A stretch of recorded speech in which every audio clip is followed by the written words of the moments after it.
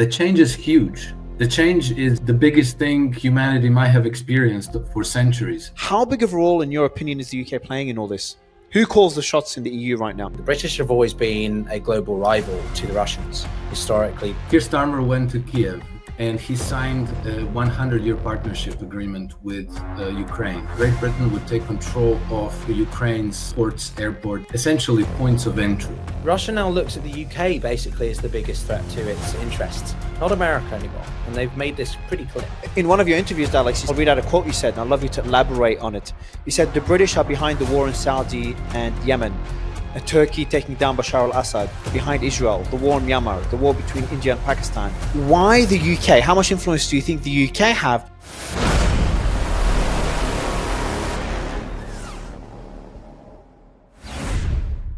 Cool. Well, guys, a pleasure to have you both. Alex, it's a pleasure to meet you.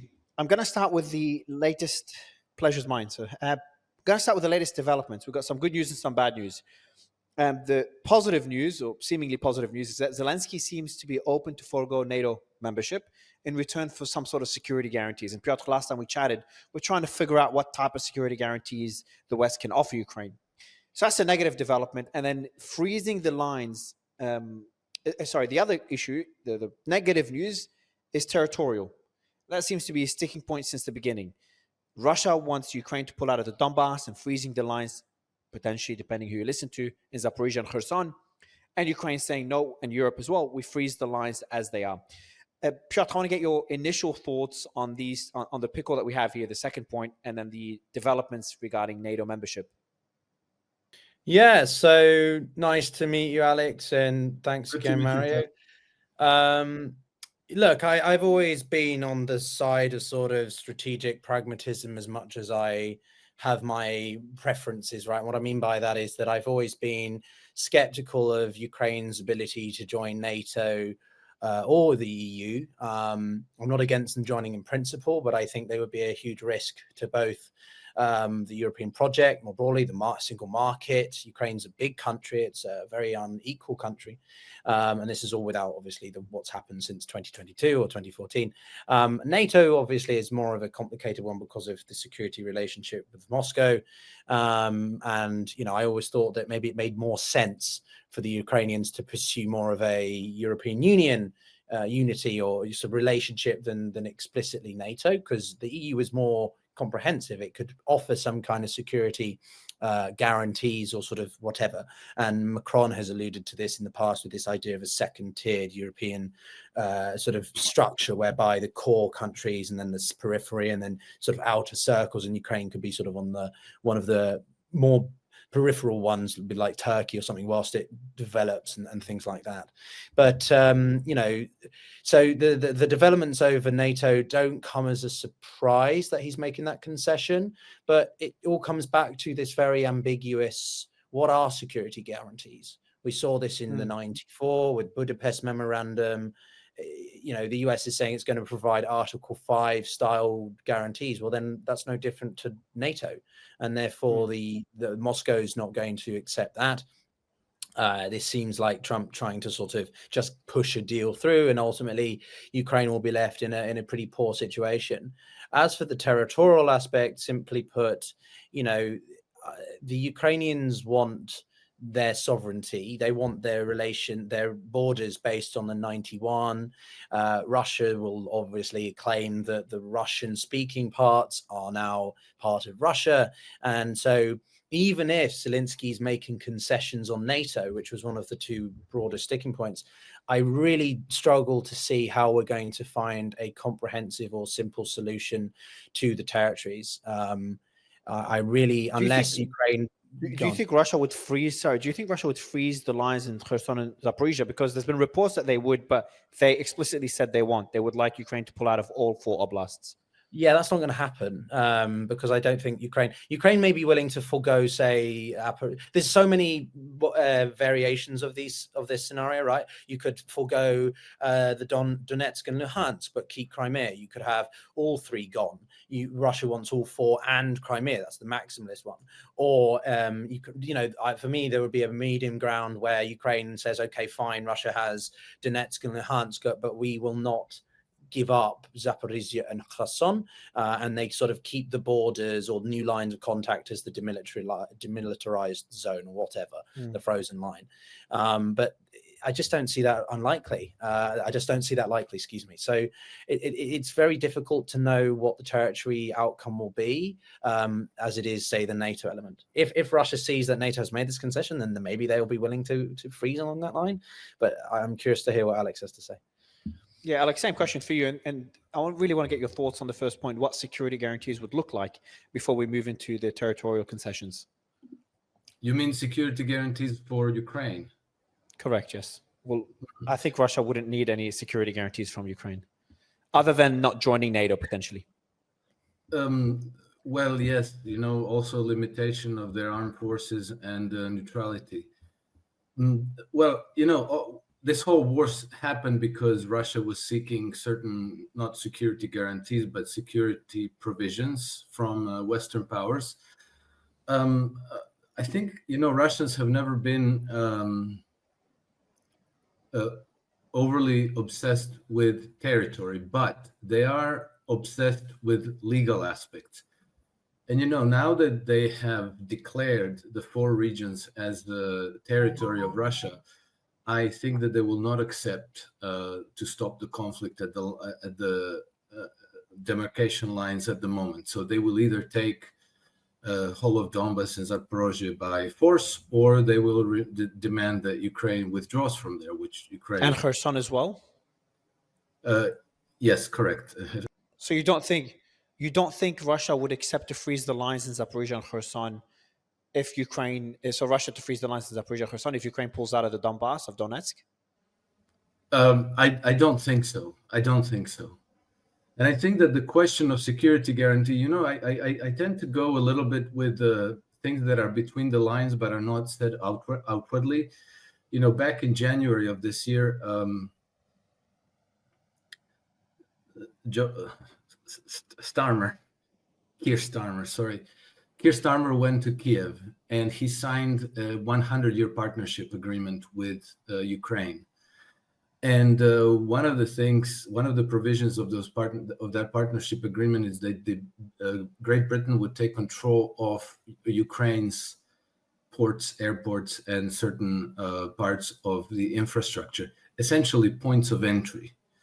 So, it's not spelled out why this is important to the British, but I assume that it's important for the same reason why ports of entry are always of strategic importance to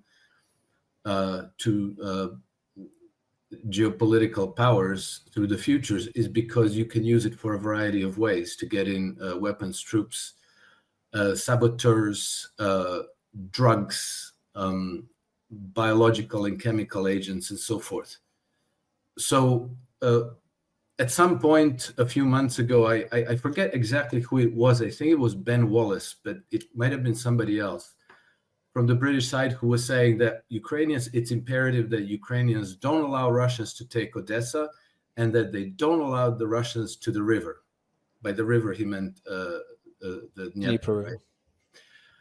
And so I think that this is, I would even take Ukraine's government out of this discussion because they're almost inconsequential.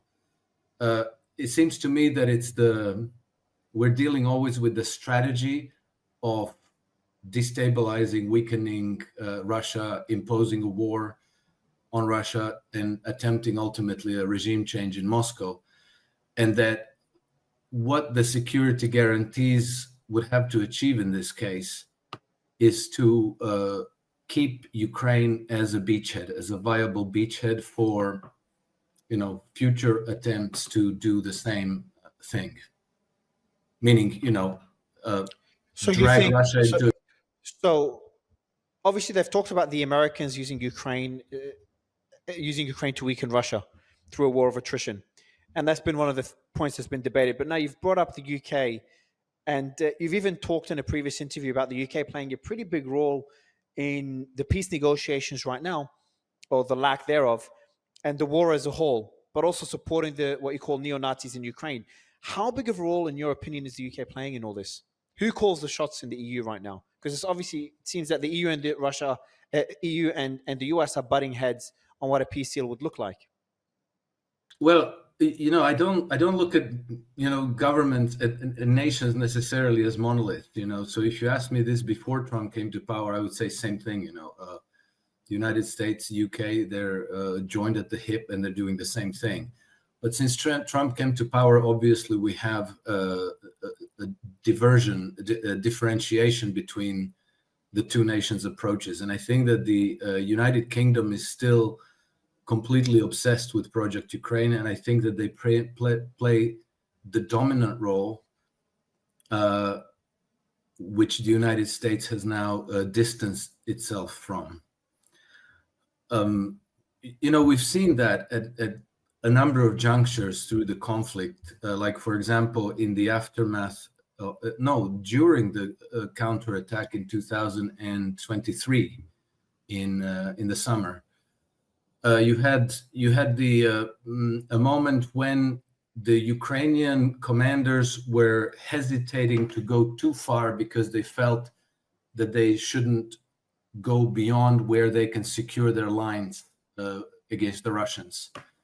Whereas NATO commanders were demanding that they go as far as possible territorially. And so there was all within, but that's all within Ukrainian territories, just how far within past Ukrainian lines. And what you're saying is that NATO correct. was encouraging Ukraine to push further into Russian lines. Correct. And Ukrainian commanders were reluctant. And the man, I forget the name of the commander, but the guy who was in charge of that. So there was a discussion between the American general who was in charge at Ramstein, I think, and Ben Wallace. And so Ben Wallace was asking him, so if this guy was under your direct subordinate, what would you do? And the guy said, I would fire him straight away. And Ben Wallace said, I got this. And then the commander was fired straight away. Right? So he had Ben Wallace. But wouldn't that just be a disagreement of strategy, or you think it's something more? No, there was malicious. There was a disagreement of strategy between the Ukrainians and NATO command, because Ukrainians felt that they didn't have enough forces to go beyond a certain line where they could create reinforcements and solidify their positions. NATO command wanted them to go forward. But you see, it wasn't the American commander in Ramstein who was able to fire this. It was Ben Wallace. So this, to me, is very indicative that somebody has the ultimate authority and say so in the hierarchy of command and control. And that was, at that moment, that was Ben Wallace, not the American commanders in Ramstein. Pyotr, I think the whole narrative here is how much decision making is within Ukraine's military in this war versus NATO. Is this a war between NATO and Russia? Is this a war between Ukraine and Russia, especially when you go back to the peace negotiations in Istanbul and the whole Boris Johnson coming in and derailing the negotiations? Yeah, I mean, a lot of, I don't know, Ukrainian skeptics, pro-Putinists, not labeling anyone here, but, those kinds of narratives we've heard before, they often point towards when Boris Johnson, Bojo, went to Kiev, and people claim he, told the Ukrainians to not sign the peace deal because the West would support. I have always been somewhat skeptical of that. I think the Ukrainians would have fought regardless, but whether or not they would have sustained the fight is another question. But as to all this, I mean, look, NATO is based on a very complicated model. It has always been that the United States is number one and the United Kingdom is number two. And, you might share certain command structures. You have the internal CENTCOM, which is what France left in the 1960s under Charles de Gaulle. And then they rejoined in 2009, I think. But this, France technically left a core part of NATO. But this is obviously a proxy war in the sense of that Putin doesn't look at Ukraine as anything but a pawn. It is not. He doesn't address Zelensky. He addresses, well, if he addresses anyone in Europe, it's NATO. as a collective, but he's always addressing the United States, POTUS, because that's who Putin, number one, treats as the primary actor, but two, also because that's the way he perceives the world, which was great power politics, the same as Trump, this whole 1800s style, Theodore Roosevelt, early 1900s imperialist kind of great powers dictate to smaller powers how it happens. And I can see that, but which is why it's quite, I think, interesting that when the European Union were threatening this 210 freezing assets, which they have now done, and I think is a huge deal, which we probably should discuss a little bit at some point, is, Putin was pissed off and he directly spoke to Europe saying, you're next, or whatever he said, we will go to war with you, which is quite unusual, because Putin wouldn't do that unless he was actually kind of irritated. He doesn't bother with the things that don't affect him, right? If he's agitated by something, he either goes quiet, as you know, when we covered the mutiny together, he disappeared for 24 hours. That's not something that Putin does normally, or he reacts as he does, like any head of state, more centralized power autocrat. He will only really lash out, if you want to use that kind of phrasing, when he's a bit, he's not sure what to emphasize. And so I think that this is a war between Russia and NATO/US. The whole dynamics have obviously changed since Trump came into office. And I think at the crux of it now is that you have the United States, Witkoff and Trump's team, trying to make moves to get Ukraine to sign largely any and all form of a peace agreement, at least a ceasefire. Trump doesn't really care, I think, whether or not it's a full-blown peace deal, just some kind of cessation of hostilities, right? Because that makes him look good. It allows him to focus on Venezuela, but also China. And it's just something he can claim to his voter base he's achieved, especially with the midterms next year, which will be, a bit of a test for him. And also, therefore, Europe is a problem here, because Europe is growing in its confidence. Whether you agree with what it's doing or not, Europe is saying we will not just go along with what the United States or Russia are claiming.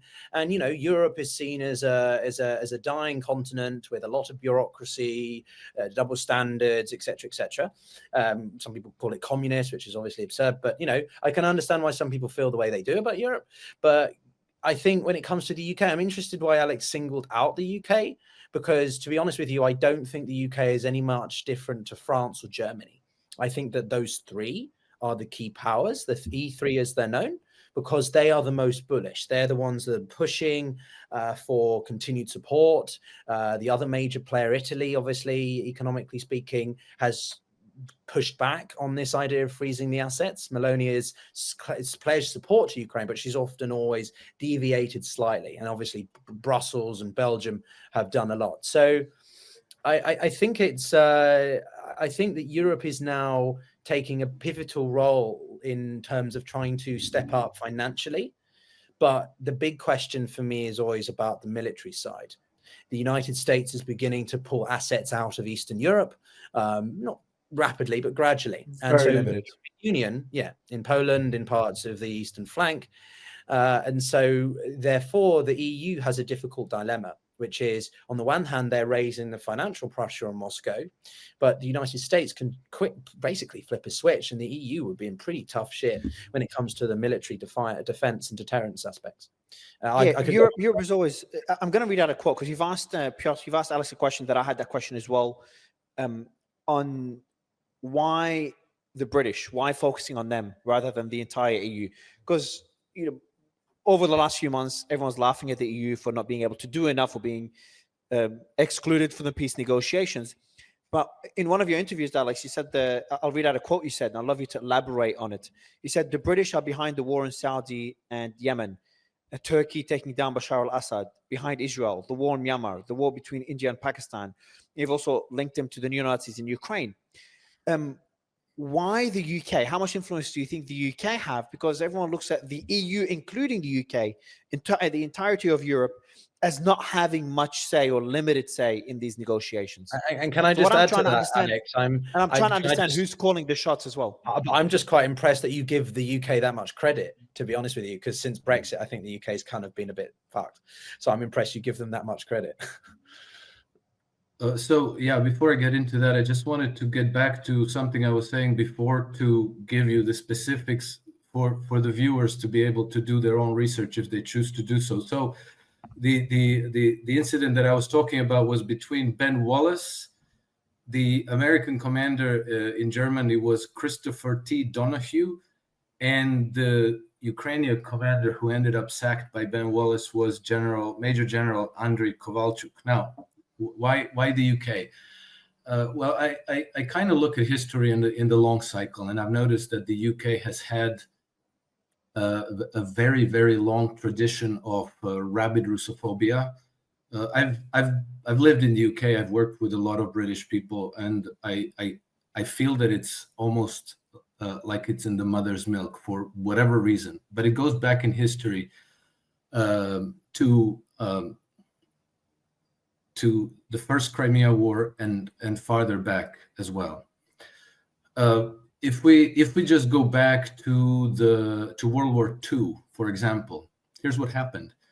In 1945, the war was drawing to a close, and then the British intelligence drafted this thing called Operation Unthinkable. We know about this, right? The idea was to use the remaining German forces, Polish manpower, British and American troops, to launch a surprise attack on the Soviet Union and to basically destroy it when they weren't expecting it. FDR was still alive, and Dwight Eisenhower thought it was complete madness. But if you read the document, it says, okay, we might succeed if we go very, very fast, like a flash surprise attack, or if not, it's going to have to be a very long project. It doesn't specify how long, but it's implied from the document that what they mean is decades. Then when the war in Ukraine started in 2022, in the UK, there was this group of former military officers, intelligence officers, and academic who drafted something called Project Alchemy.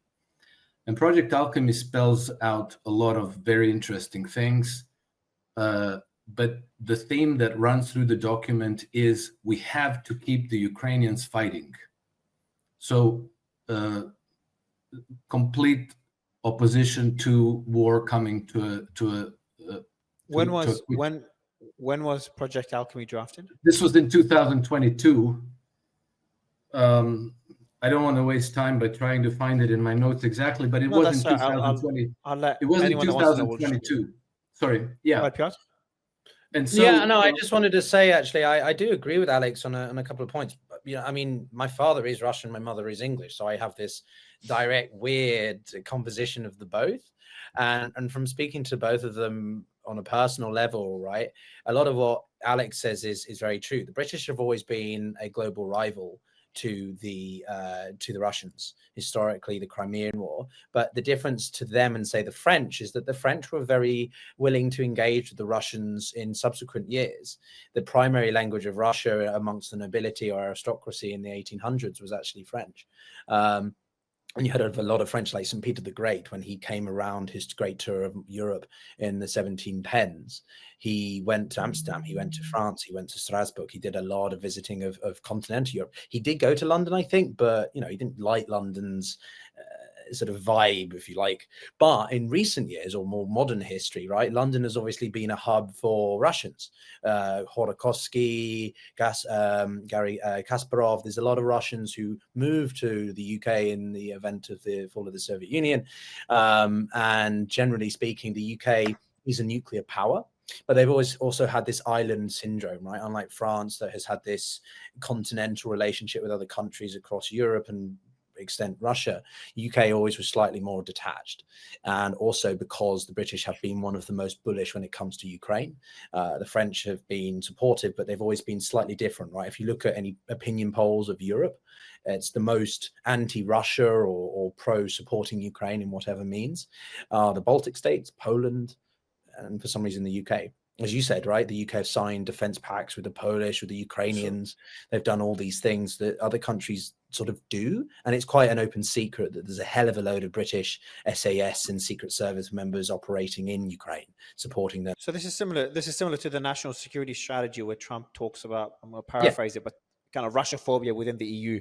And what you guys are saying is that this is predominantly within the UK. And Alex, what you were implying? Yeah, I think it's an antagonism towards. No, I mean, well, no, there is a plenty of Russian Russophobia towards me. I've had from Russophobia. What I mean is more about fear of conflict or seeing Russia as an enemy, yeah, rather than much more fear of Russians antagonistic than themselves. others, yeah. So, do you think this is a core reason? And Alex, we interrupted you, but that plays a core role in why we're not able to reach a peace deal right now? No, I don't think I don't think that the Russophobia is the core reason. I think that the core reasons are strategic. But I think that the Russophobia, the way I have experienced it among many British people, is flat out racism. But I think that comes downstream from the strategic issues, and strategic issues go back to Macindarian geopolitics, because if you go back to Halford Mackinder's writings between 1904, 1918, 1919, and up to 1940, I think he published his last paper in 1944. The constant is the overarching imperative of the British Empire is to assert hegemony over the Eurasian landmass, right?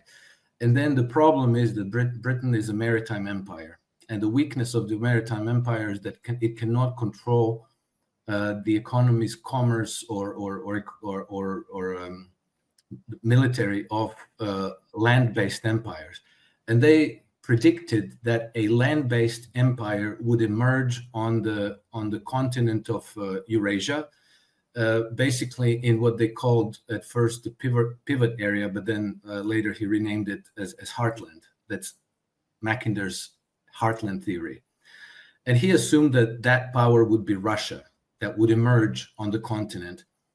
And they were fearing that because they would not be able to control that this empire could grow so strong that eventually it would be able to build maritime fleets much larger and much more powerful than the British ones. So in all that, Mackinder formulates a strategy of preempting this land-based empire. And basically he says that they can surround the pivot area, which is basically geographically, I could tell you, it's a land area stretching from, let's see, the Black Sea towards the Afghanistan in the east, and covering large parts of Siberia and Iran and so forth. And so basically, to keep that empire from emerging, the British saw that they would be able to surround it by a number of beachheads. Mackinder explicitly says this. And at the time, so this was 1904 when he wrote this strategy, he was talking about France, Italy, Egypt, India, and Korea, right? So like an arc of crisis, which we still have today. The geography has changed. Today you could draw that arc of crisis from the Baltic down to the Eastern Mediterranean and then across to the Koreas. Since then, Ukraine became a nation,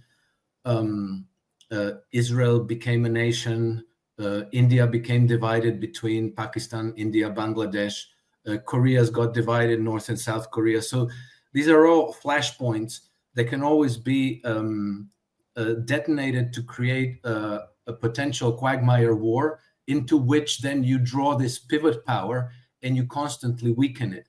And then the role of the empire, of the maritime empire, is to supply the armies of these beachheads with weapons, ammunitions, credit, whatever they need to fight that war. And the effect is that they constantly keep this pivot power weakened. And this is exactly what we're seeing today in action. I think that this is the core source of obsession with Russia, with Ukraine, and with all these other flashpoints. And this is why, Britain has separate military cooperation agreements in the Balkans with Poland, with Ukraine, with the Baltic states, Denmark, Sweden, France still, and so forth. And why is Eurasian landmass important? Because that's where the biggest chunk of the population, biggest resource riches, GDP, energy resources, water resources, and so forth. And for the empire, this is collateral. If they don't control it politically, somebody else does. You can't turn it into collateral for your own banking system. But we're talking about a paper from 120 years ago that has used a strategy to contain Russia, which has obviously evolved. The entire continent has evolved in that period. Germany, France, the UK, all fighting each other, now becoming allies. So I think that I'm trying to see the connection between that strategy, the 1904 paper, and Pyotr, maybe you can comment on it and get your thoughts on it. If there's any, because you've agreed with what Alex said earlier, whether you agree with that strategy on whether that Russophobia is linked to that original paper from 1904 and creating that belt to weaken. Yeah, I mean, I defer to Alex. He clearly knows a bit more about this specific paper or the history. Look, while I appreciate what he means, because obviously it's been the role of the British, particularly, to carve out the Middle East or to artificially create the borders in much of Africa, to, in some ways, establish perpetual instability, right? This is the point. If you can create regions or areas of fragility, of zones, which will always be fought over differently or by different groups of people, then you can command influence, you can command control, or just simply they will not be able to stabilize and succeed. Right? That's the point. Look at the border between Sudan and Egypt, for example. Historically, the two countries were fighting over an area of land and over whether the border went in a straight line or whether it was jiggly. And that was because the British, in 2 rounds, I think in the early 20th century, had artificially said, no, we're going to do this line. And then they decided to do this line. And it's actually, fun fact, I think it's the largest unclaimed bit of territory in the world, called the Swivel Part Zone or something. I can't remember the exact name for it. Very interesting example of how these two countries have fought over this, and the British, were ultimately the whole situation with Israel and Palestine. That is the Balfour Declaration is an example of all this. But that's sort of where I deviate slightly from Alex's point, in that every group of countries do this. The Persian Empire have done this. The Soviets did this with the Caucasus. The way that they arbitrarily cut up the Armenia and Azerbaijan, so that you've got Nagorno-Karabakh, a huge 250,000 Armenians in Azerbaijani territory. Why did they do that? So that they can constantly be the arbitrators of peace and influence in this smaller world area, right, of this sub-region. And it brings us back to this concept of might is right, that the greater powers can dictate or ultimately always retain influence and power control over the smaller powers. Russia is an example of that, and you can argue that the British have an inherent antipathy or whatever, animosity towards the Russians. But and also one point on that, I disagree about the maritime area. Russia is probably first and foremost a terrestrial country. It does have huge maritime borders, of course it does, but that's the Arctic Circle. And in the past 200-300 years, the technology there to really make use of that was not existent. As global warming continues, if you believe in that, the Russians are making moves up there. But there was a reason the Russians were never really active in the scramble for Africa in the 1880s, because they didn't have the maritime capabilities. And to be honest, because they had a surplus abundancy of resources, of land, of countries, communities, whatever words you want to group, that they could control and take over, influence, etc. So the Russians have a powerful influence historically, but maritimely speaking, I don't think that was their biggest strength. And the British, this is where geography is paramount. As an island, they had to be the most capable maritime power. So I agree with Alex to an extent, but also disagree or differ on certain points. And ultimately, our bottom line, to bring it to sort of what we're talking about right now, I don't think that specific concept or whatever is as relevant as an underlying aspect, talking perspective, yeah, but I don't think it plays as much into the roles right now. I think this is much more about the past 30 years or since the Second World War. I think that's much more where So this it's more, it's more the history played a role in where we are today, but plays less of a role in the negotiations that are ongoing or the strategy moving forward. What would play a role, though, is going through Trump's, maybe a good time to discuss Trump's new national security strategy, which got all of Europe up in arms and freaking out. I don't think they should. I think they're over exaggerating. But I'll read out one clause out of that, and Pyotr, I'll get you a quick response to that quote, and Alex will go to you as well right after. Trump's new national security strategy says the following: it is a core in relation to Ukraine. It is a core interest of the United States to negotiate an expeditious cessation of hostilities in Ukraine in order to stabilize European economies, prevent unintended escalation or expansion of the war, and establish strategic stability with Russia, as well as to enable the post-hostilities reconstruction of Ukraine to enable its survival as a viable state. First, do you agree or disagree with that strategy? Pyotr, I'll go to you first. And also it talks about reestablishing strategic stability with Russia. So could that lead to a complete shift in the foreign policy, global foreign policy that we're seeing right now between the West and Russia? Well, to link that to what we were talking about with UK and Russian relations, Russia now looks at the UK basically as the biggest threat to its interests, not America anymore. And they've made this pretty clear. And I think that bleeds into this national security document by the Trump administration. Just for context, an NSS is a huge strategic vision of the administration. And the first one that Trump brought out in 2017 or whenever it was, that was largely written by people who knew what they were doing. Trump didn't really know how to express what he wanted to. This is much more reflective of what Trump really feels and how he sees the world or its issues and priorities. North Korea, which was mentioned 15 times in the 10 almost years ago, is not mentioned. North Korea is considered, a huge cornerstone of issues that America faces, not even on Trump's radar. And that's because he looks not this as a national, he's basically emphasizing that the cultural issues he sees in Europe are of a national security threat to America.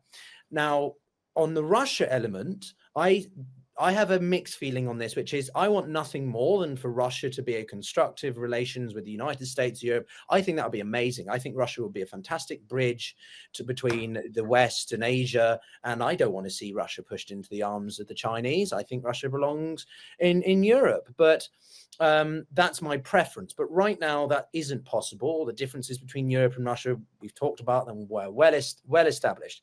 But in the NSS, clearly Trump sees Russia as more of a great power, comes back to that vision of his again, partner than he sees Europe. And this is because he sees Europe as a threat. He sees it as regressive. He sees it as communist or socialist and too bureaucratic. And the biggest concern for me, or where I'm never really on the side of Trump, is because he thinks it is within his right to interfere with sovereign states in Europe.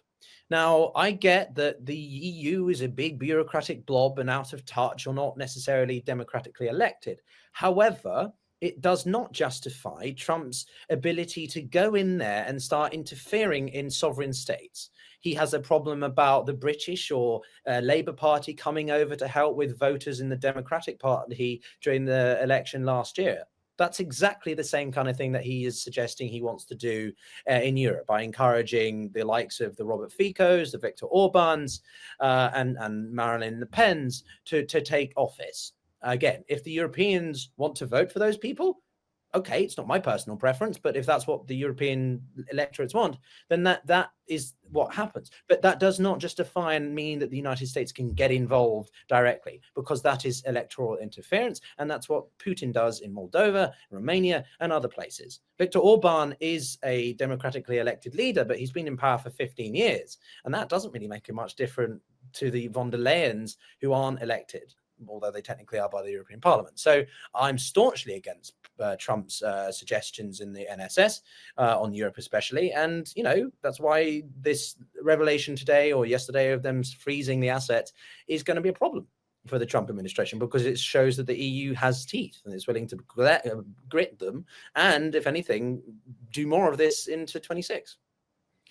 Alex, we'd love to get your thoughts on the national security strategy, and I'll read out one more quote for you as well, because it's related to what you were talking about earlier. The NSS also states that, quote, a large European majority wants peace in Ukraine. Quote, yet that desire is not translated into policy due to the fear of Russia that we were talking about earlier. Yeah, that's very correct. And I think that if you read the national security document carefully, there's a little bit for everyone there. You know, there's a little bit of people who support Trump and find that he's doing what he promised to do. And there's also some stuff there to give fuel to the fire of those who criticize Trump. And I think that this is almost by design, because Trump can't, Trump has practically had to carry out policy in a, I don't want to use the word devious, but in a crafty way, where he calls you, hey, look over here, while he's doing something else on the other side with his other hand. But as I read the document, it's very encouraging, because it really does break with the tradition of previous post-war governments, particularly Biden, Obama, the Clinton, Bush, and so forth.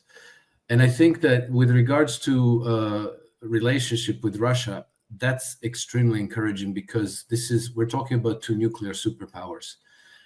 And what's accepted among people in politics and diplomacy is that this is by far the most important bilateral relations of any in the world today.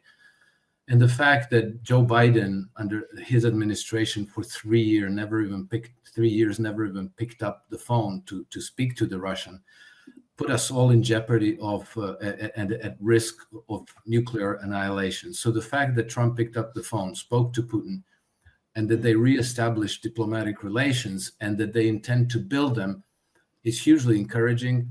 And many people don't appreciate that this is actually there's actually a natural partnership and alliance between the United States, and that these two nations have been very close friends and allies throughout the 19th century, up until World War I.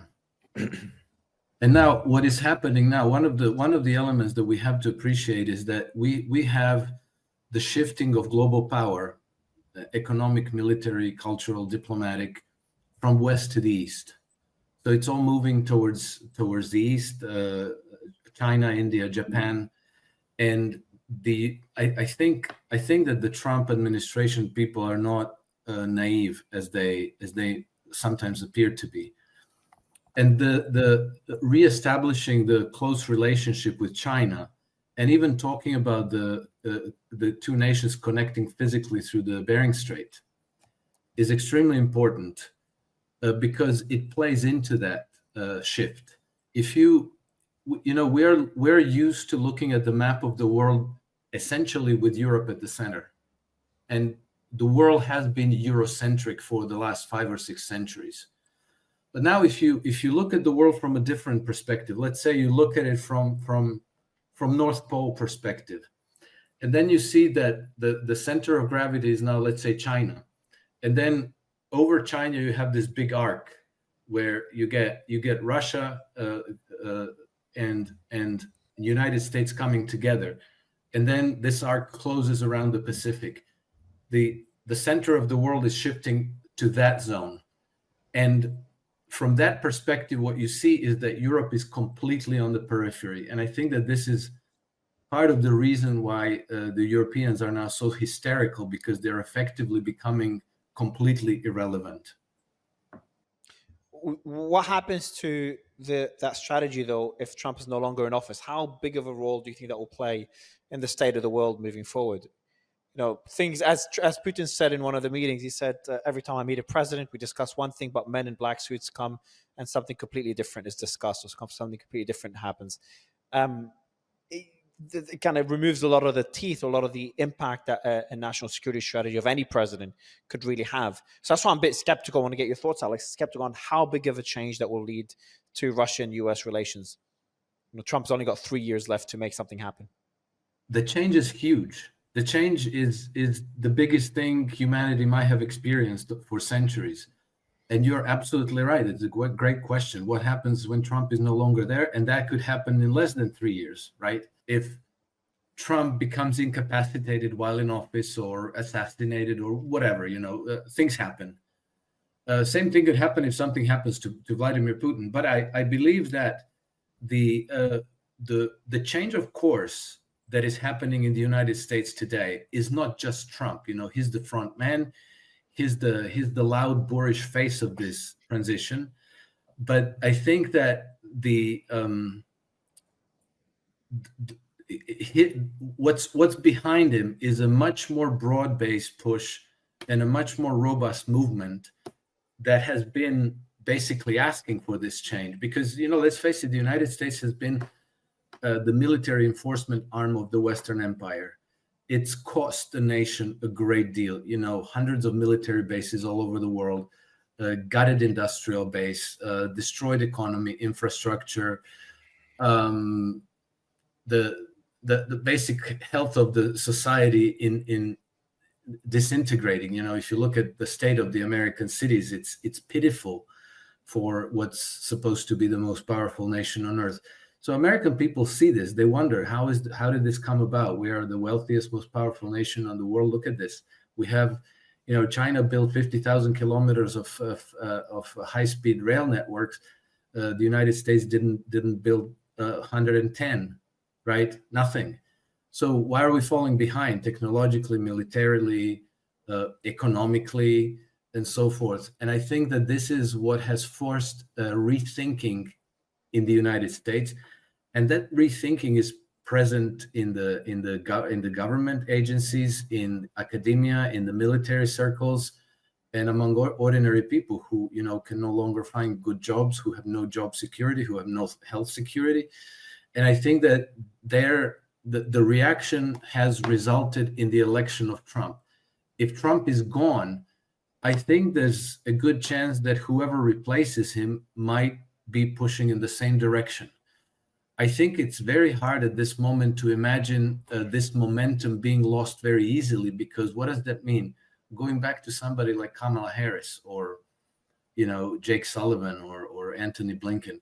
It's not impossible, but I don't see it happening. Pyotr, I want to go to another statement he made by Chancellor Merz. I think it was made yesterday. And he said the following: the decades of the Pax Americana, so essentially the last few decades since World War II, world peace, because the US is the world power militarily.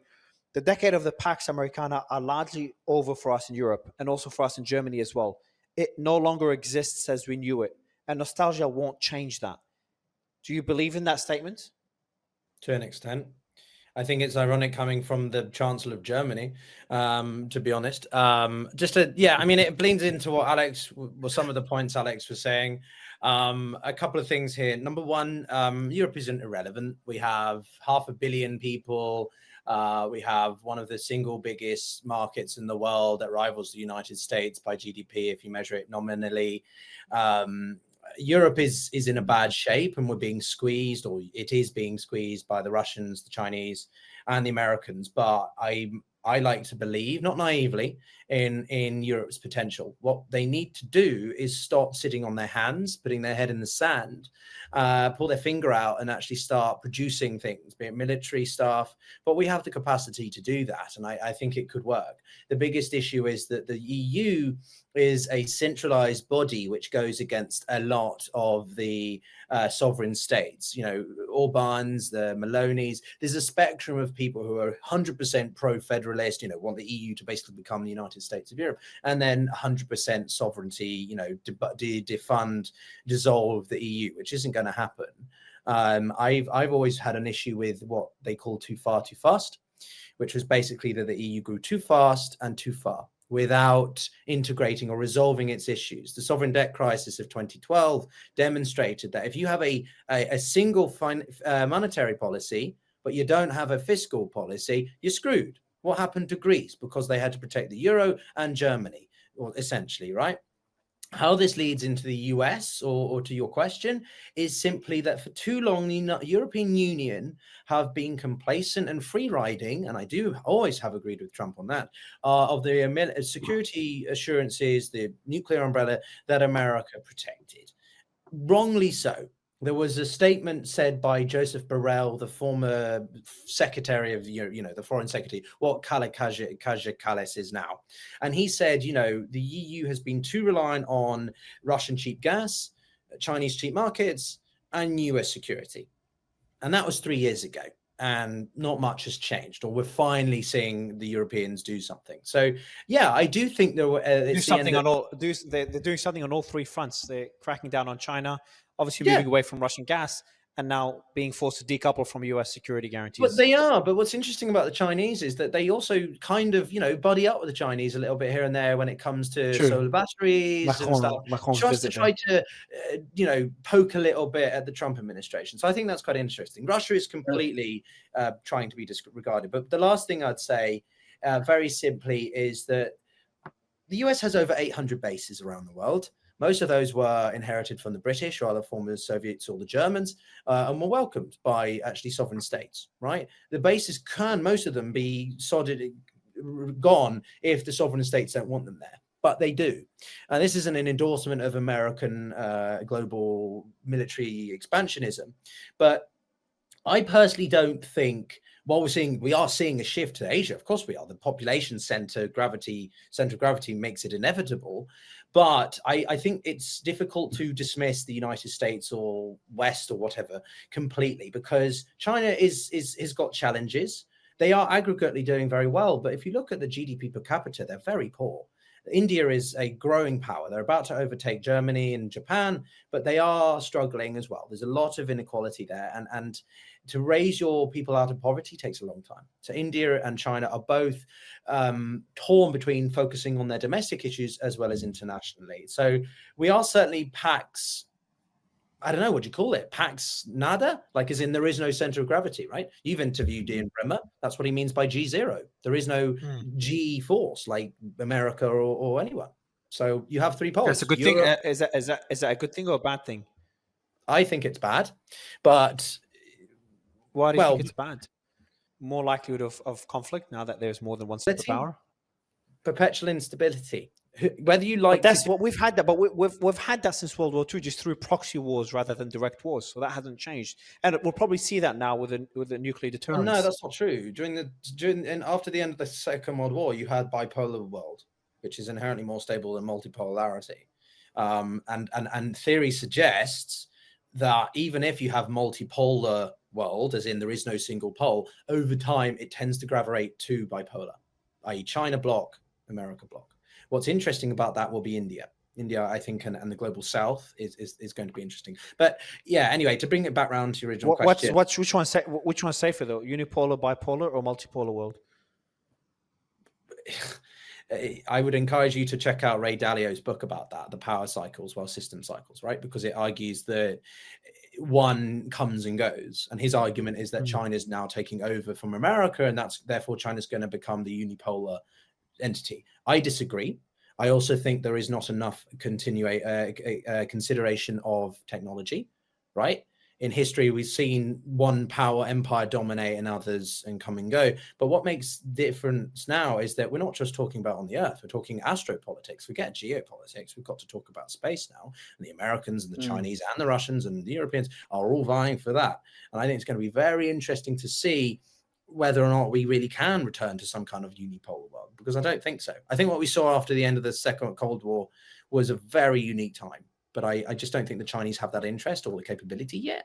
I don't know. This is all very speculative and something that we could nerd out on all afternoon. But I'll just jump quickly in regarding Europe's relevance or irrelevance, and I won't disagree with Pyotr. I think that the word irrelevance is a bit too strong, maybe a bit of a caricature, but I agree with Pyotr that Europe has great potential, but I think it's losing its geopolitical relevance, not economic, not cultural for sure. not I necessarily. think one would argue cultural as well, as we saw in the national security strategy through immigration, economic as well, with all the debt that we're seeing there. They're struggling on multiple fronts, and I love Europe, by the way. I've spent years there.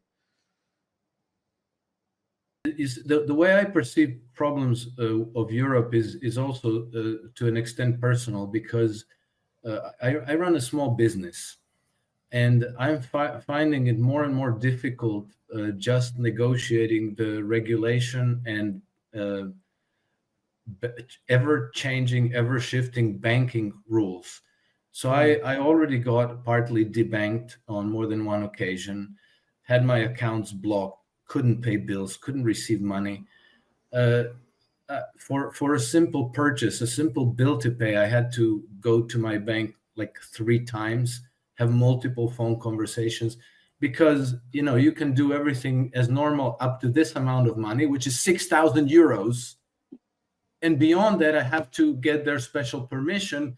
And then they ask you, well, what is this for? Well, can we see the receipt? Well, can we see the contract? And they're literally acting like a Gestapo. But could that change, especially militarily now with the increased defense spending? Well, the tendency is to keep tightening the matrix and making it more difficult to negotiate it.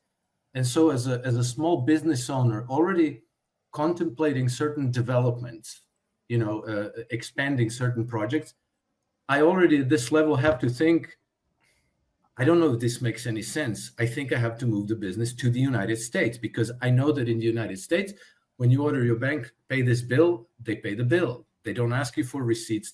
That's the way banking always functioned. In Europe, they're making it difficult, which is why so many businesses who even don't have to are moving to the United States or elsewhere, I don't know, to China, to UAE, and so forth. Like I don't think a anyone's good moving to example, China, UAE, Spotify. yeah.